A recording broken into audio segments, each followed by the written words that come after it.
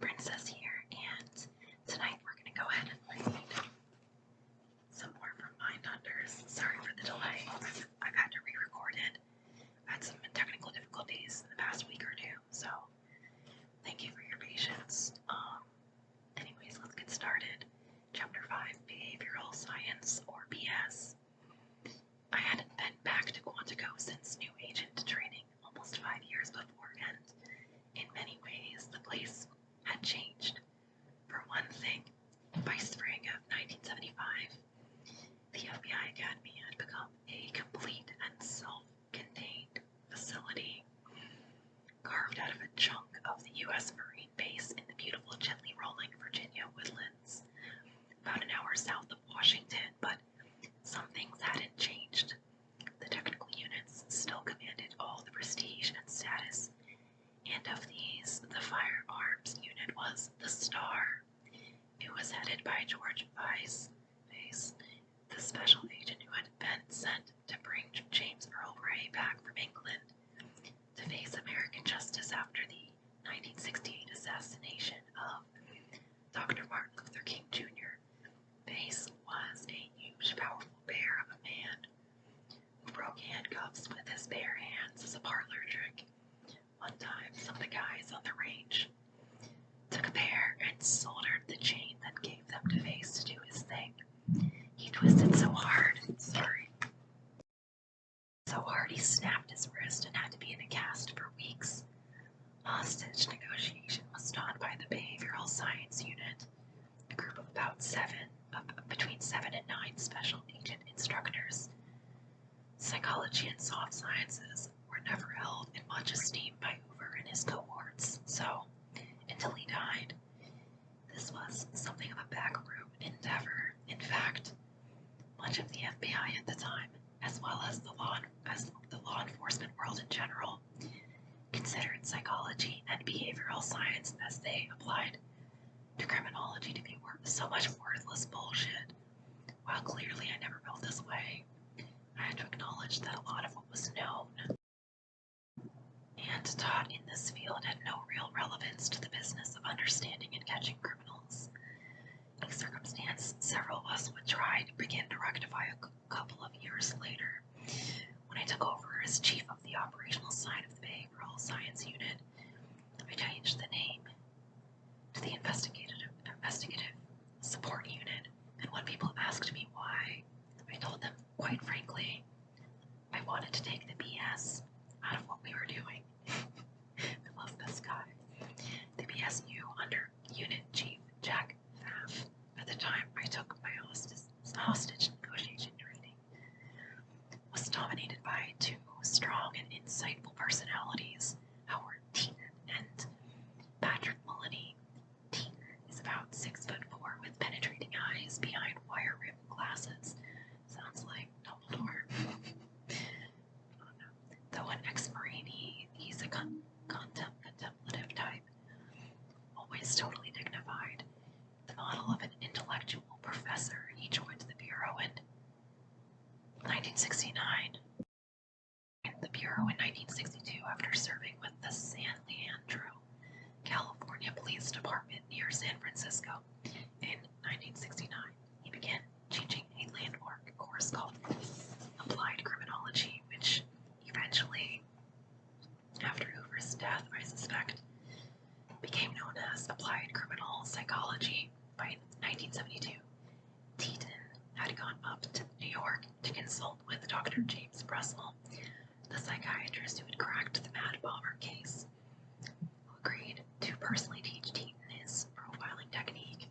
Armed with this knowledge, the big breakthrough of Teeton's approach was how much you can learn about criminal behavior and motives by focusing on the evidence of the crime scene. In some ways, everything we've done in behavioral science and criminal investigative analysis since then has been based on this. Pat Mullany always reminded me of a leprechaun, and about 5'10", he's a roly-poly type with a quick wit and high energy level. He came to Quantico in 1972 from the New York field office with a degree in psychology. Near the end of his tenure at Quantico, he would distinguish himself by successfully managing very hostage situations in Washington, D.C. when the Hanafi Muslim sect took over B'nai B'rith headquarters in the Warrensville Heights, Ohio. When Corey Moore, a black Vietnam vet, grabbed a police captain and his secretary right in the station house. Together, Teton and Malini represented the first wave of modern behavioral science and made a distinct and unforgettable pair. The other instructors in the BSU also participated in the hostage negotiation course. These included Dick Holt and Robert Ressler, who'd arrived in Quantico a short time before. I think I have Ressler book sitting right here as well. I'm trying to get into it, and I think I'm going to read that one as well for my channel. So hopefully you guys enjoy that if you're into that type of thing. If Teton and Malini constituted the first wave, Holt and Ressler constituted the second, moving the discipline further along as something that could be of real value to police departments throughout the United States and the world. Though at the time, we only knew each other as teacher and student, Bob Ressler and I would soon join forces on the serial killer study that led ultimately to the modern version of what we do. Glorious. Yes, about 50 guys were in the hostage negotiation class. In some ways, it was more entertaining than informative, but an enjoyable 2-week respite from field work. In class, we examined the 3 basic types of hostage takers: professional, criminal, mentally ill, and fanatic. Professional criminal, mentally ill, and fanatic. We studied some of the significant phenomena that had arisen out of hostage situations, such as the Stockholm Syndrome. So fascinating. 2 years before, 1973, a botched bank robbery in Stockholm, Sweden, had turned into an agonizing hostage drama for customers and bank employees. Ultimately, the hostages came to identify with their captors and actually assisted them against the police. We also watched the Sidney Lumet film Dog Day Afternoon, which had recently come out, starring Al Pacino as a man who robs a bank to get money for his male lover to undergo a sex change operation. I've never heard of this or seen it. The film is based on an actual hostage incident in New York City. It was this case and the protracted negotiations that ensued that led the FBI to invite Captain Frank Bowles and Detective Harvey Schlossberg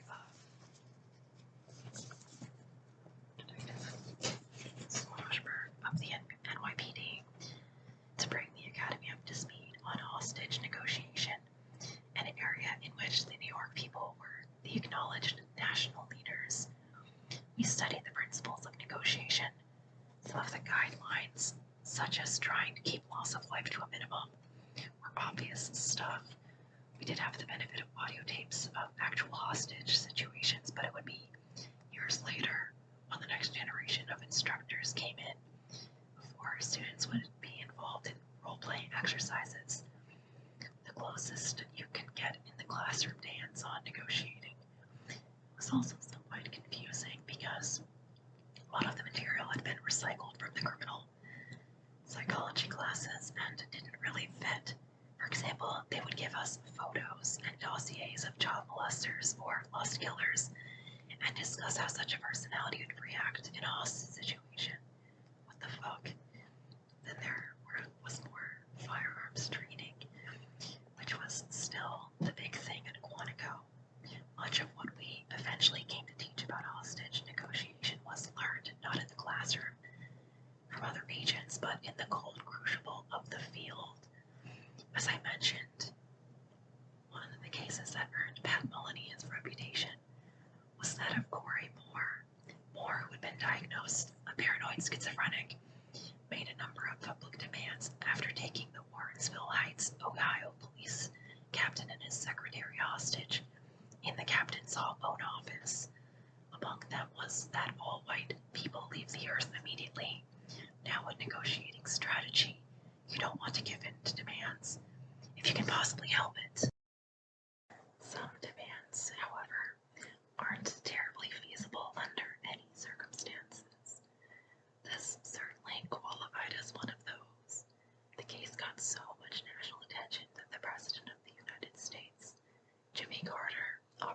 speak with more and help resolve the situation. While this was certainly well-intentioned on Mr. Carter's part, and indicative of the willingness he subsequently demonstrated for attempting to settle seemingly intractable conflicts around the world, this is not good negotiating strategy, and I would never want it to happen in a situation I was managing. Yeah, it's a common sense, no duh. I mean, US president, you would never put in that situation. Like, you don't even keep the president and the, vice president in the same room most of the time for safety reasons. So why would you bring a president into a hostage negotiation? That's like the stupidest thing. Alright, I'm getting off track, sorry. Anyways, neither did Pat Mullany. The problem with offering up the top guy, in addition to encouraging other desperate little people to try the same thing, is that you lose your maneuvering room. You always want to negotiate through intermediaries, which allows you to stall for time and avoid making promises you don't want to keep.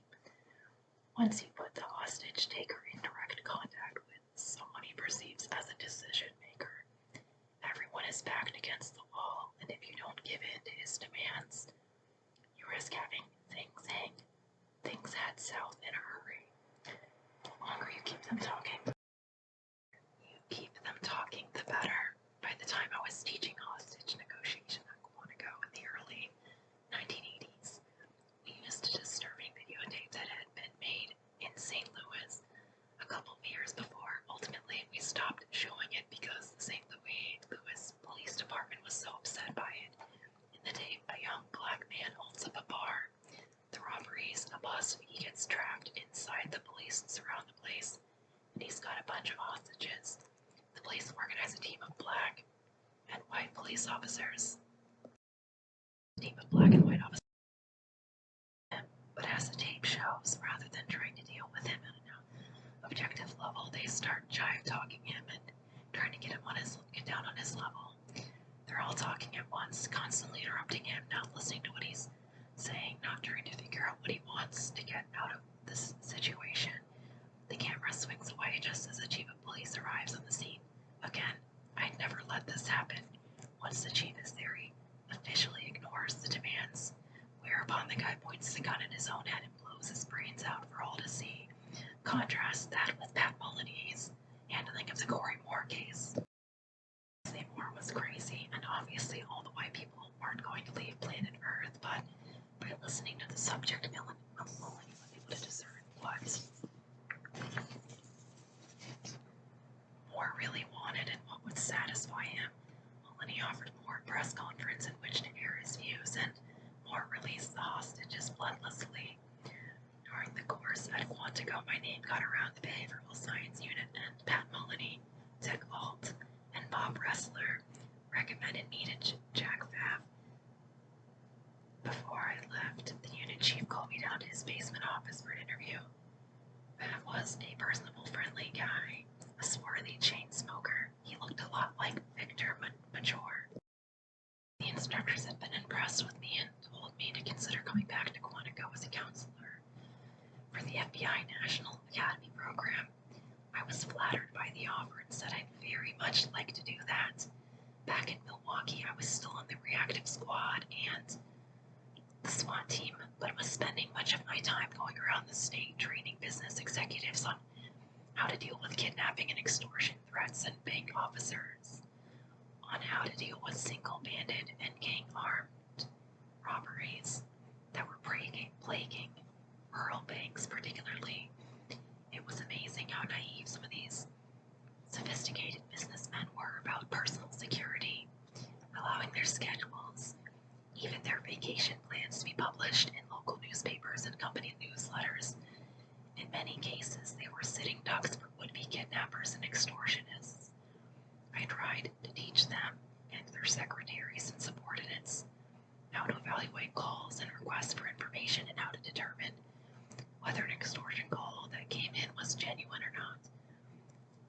I mean, yeah, I used to work like in offices and like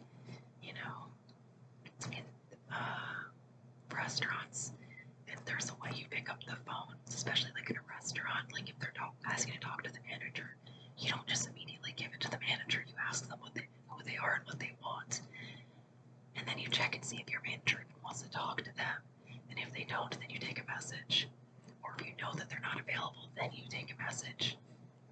You know what I mean? Like, you don't just, people are dumb. Anyways, sorry. For example, it wasn't unusual for an executive to get a call that his wife or child had been kidnapped. Then he was to take a certain amount of money to such and such a drop.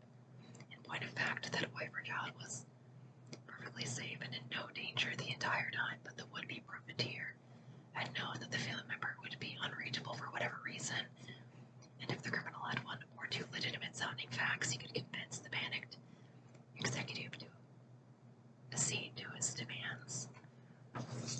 By the same token, we were able to cut down on the success of bank robberies by getting officials to institute some simple procedures.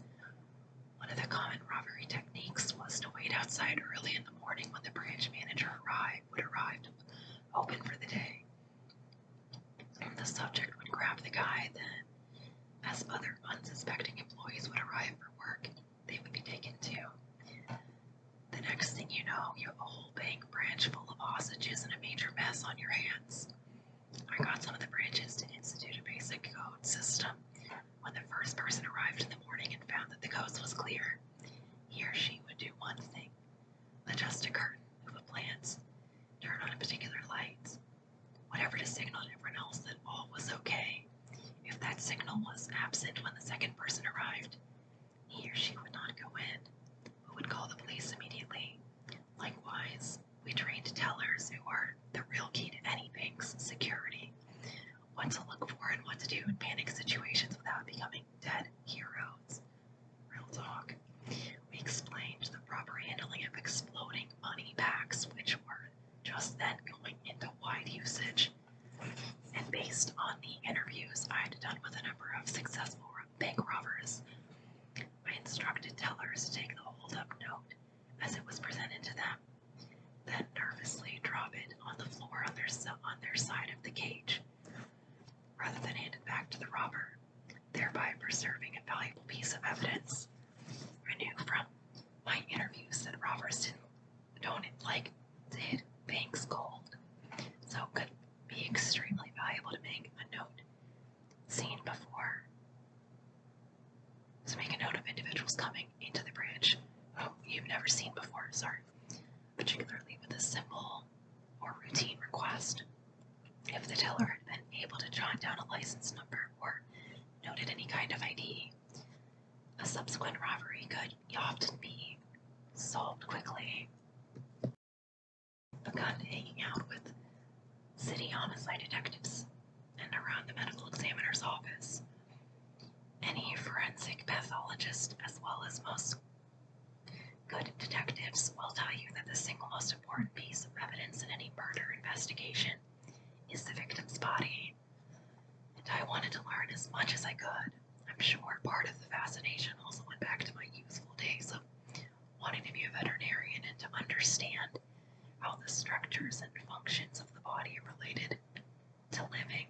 But though I enjoyed working both with the homicide squad and the ME's staff, what really interested me was the psychological side. What makes a killer tick? What makes him commit a murder under the particular circumstances he does?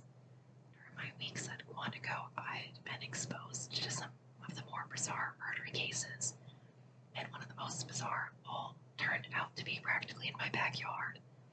Actually about 140 miles away, but that was close enough. Back in the 1950s, Edward Gein, yeah, he's great, had been a recluse living in the farming community of Plainfield, Wisconsin, population 642. He had begun his criminal career quietly as a grave robber. His particular interest was the corpse's skin, which he removed, tanned, and draped across his own body, in addition to adorning a tailor's dummy and various home furnishings. At one point, he had considered a sex change operation, still revolutionary in the Midwest of the 1950s, and when that seemed impractical, decided on the next best thing, which was making himself a woman's suit out of real women.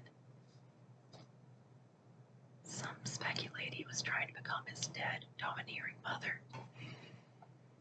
Nasty. If this case is starting to sound familiar, aspects of it were used by both Robert Bloch in his novel Psycho, which was made into the Hitchcock film classic. It is quite classic. And Thomas Harris in The Silence of the Lambs. I can't watch that movie, even though I love listening to true crime and all that. Picked up the story while sitting in on our classes at Quantico.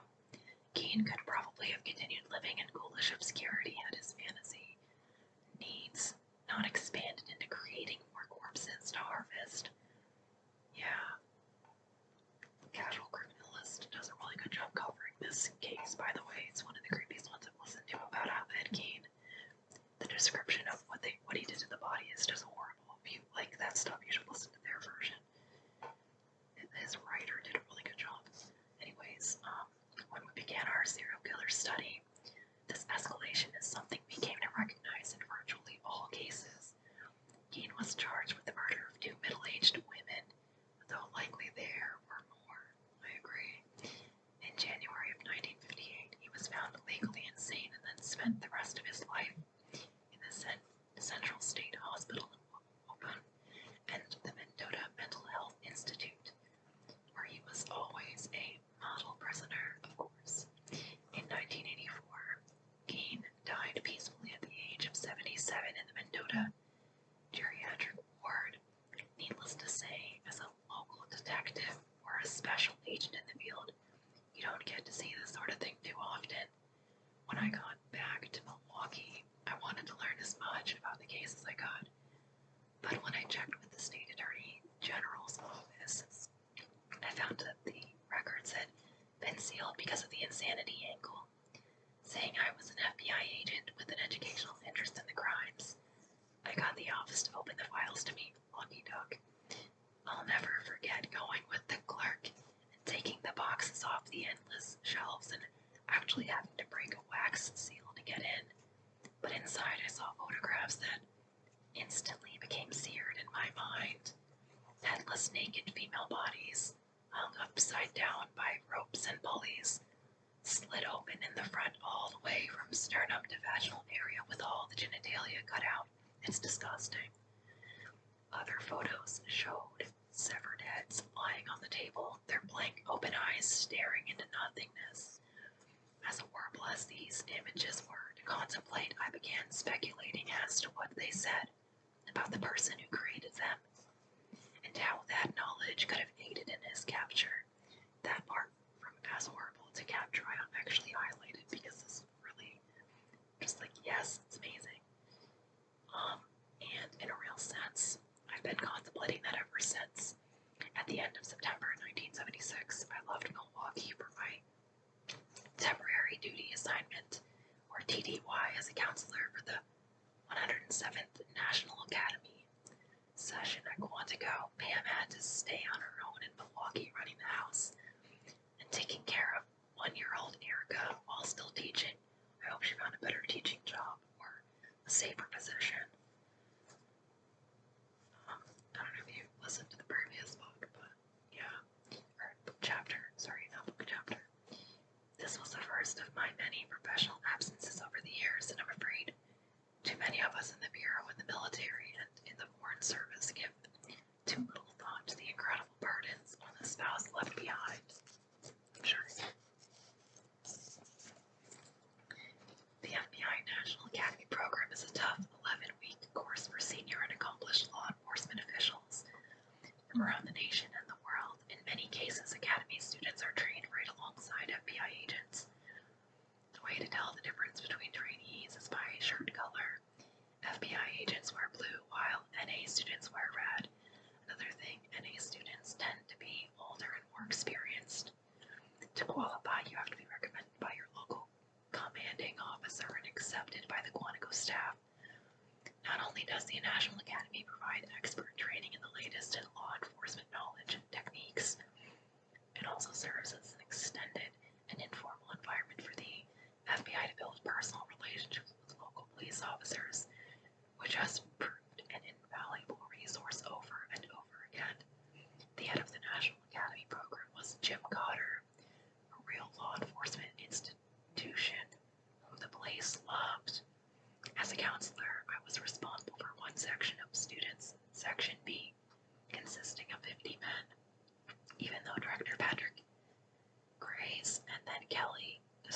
Clarence Kelly's policies were opening the Bureau from the narrow strictures of the Hoover years. No women were yet invited to the National Academy. In addition to the Americans, I had people from England, Canada, and Egypt. You live in the same dormitories and you're expected to be everything from instructor to social director to therapist to den mother. It was a way for the behavioral science staff to see how you interacted with police. If you liked the atmosphere at Quantico and how you handled the stress. And there was plenty of that, away from their families and living in dorm rooms for the first time in their adult lives, unable to drink in their rooms, sharing the bathroom with people they'd never met before, pushed to physical challenges most of them hadn't had to endure since new recruit training. The students got an excellent education, but at a price.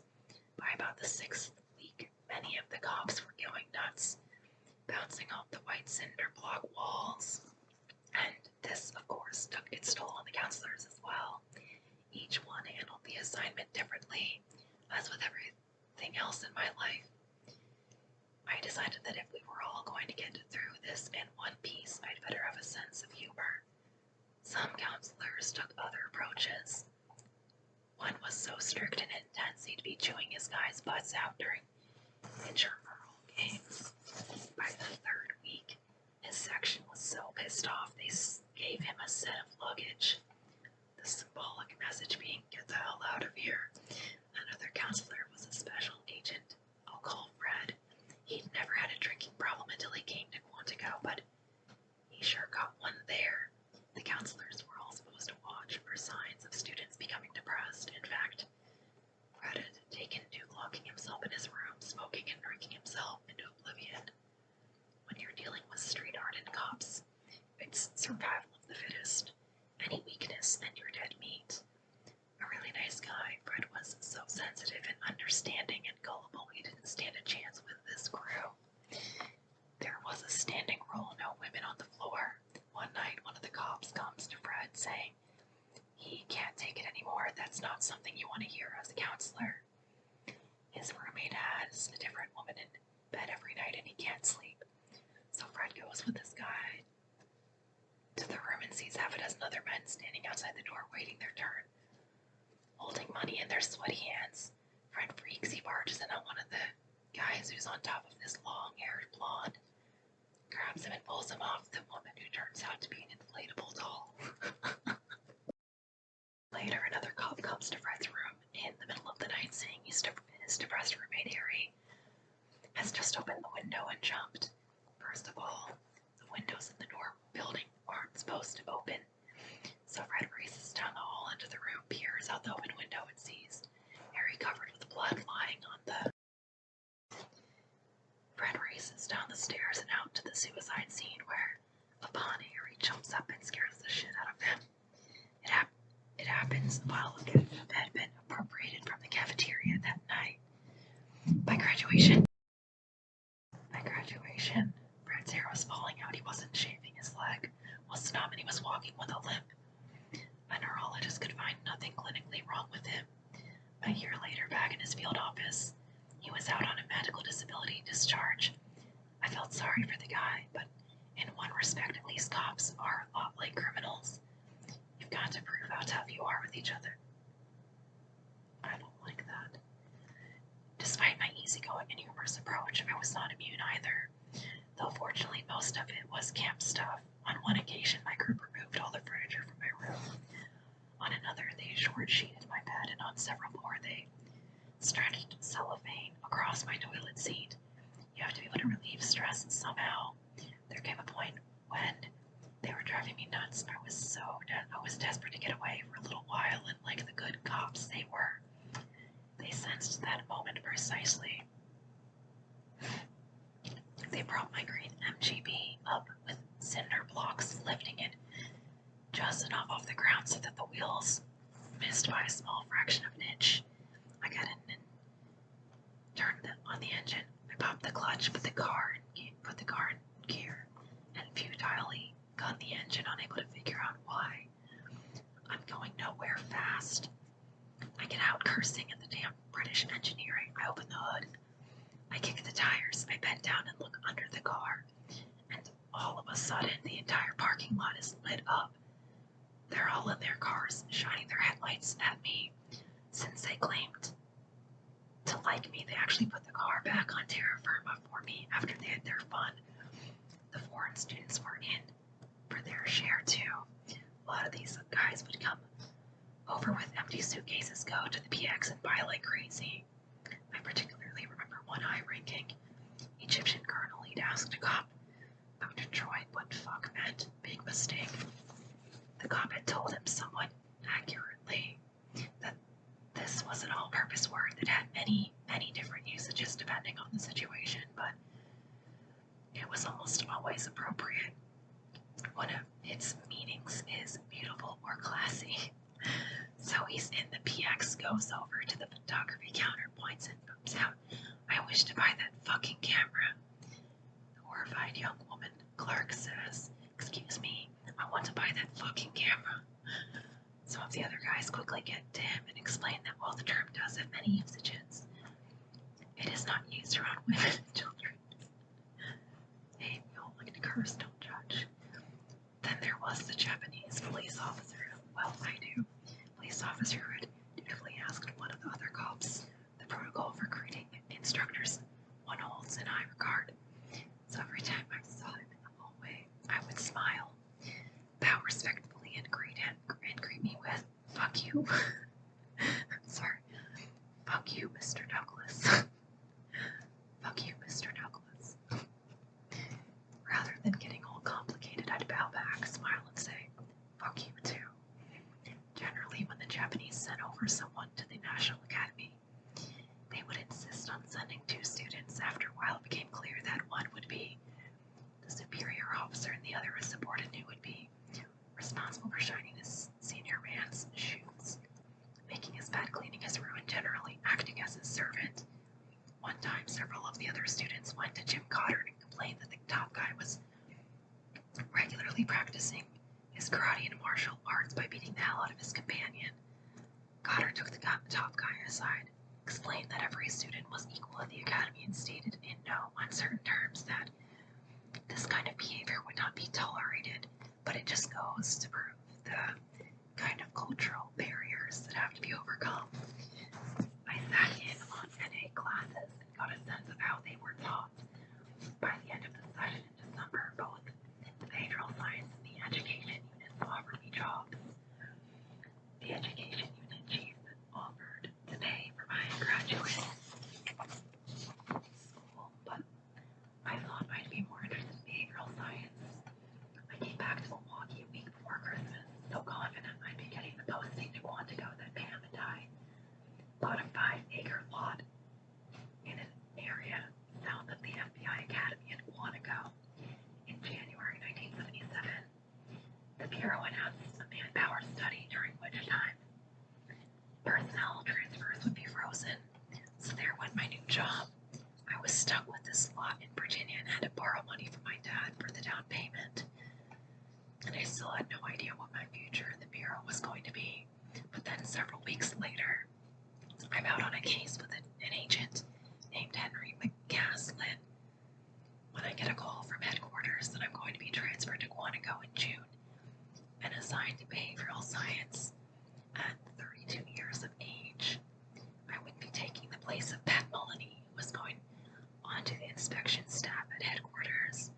Those were big shoes to fill, and I looked forward to the challenge. My only real concern was the people I'd be teaching. I knew how they could take apart counselors, even ones they liked.